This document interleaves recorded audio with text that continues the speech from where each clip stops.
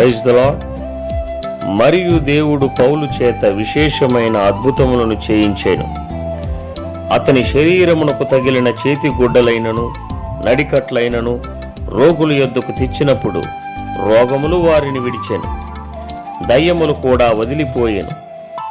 అప్పుడు దేశ సంచారులను మాంత్రికులనైన కొందరు యూదులు పౌలు ప్రకటించు యేసుతోడు మిమ్మును ఉచ్చాటన చేయుచున్నానను మాట చెప్పి దయ్యములు పట్టిన వారి మీద ప్రభు అయిన యేసు నామమును ఉచ్చరించుటకు పూనుకొనిరి.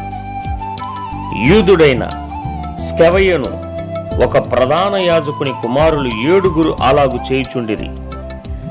అందుకు ఆ దయ్యము, నేను యేసును గుర్తెరుగుదును, పౌలును కూడా ఎరుగుదును గాని మీరెవరని అడుగగా ఆ దయ్యము పట్టినవాడు ఎగిరి వారి మీద పడి వారిలో 2 లొంగదీసి గెలిచెను. అందుచేత వారు దిగంబరులై గాయము తగిలి ఆ ఇంట నుండి పారిపోయిరి.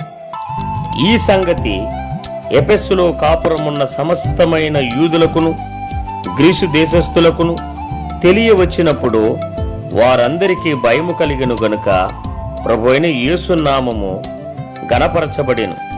విశ్వసించిన వారు అనేకులు వచ్చి తాము చేసిన వాటిని తెలియజేసి ఒప్పుకొనిరి.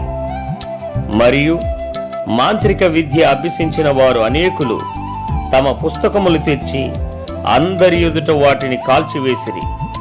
వారు లెక్క చూడగా వాటి వెల 50,000 వెండి రూకలాయెను. ఇంత ప్రభావముతో ప్రభువు వాక్యము ప్రబలమై వ్యాపించెను. అపోస్తుల కార్యములు 19వ అధ్యాయము 11వ వచనము నుండి 20వ వచనము వరకు. ఆమేన్.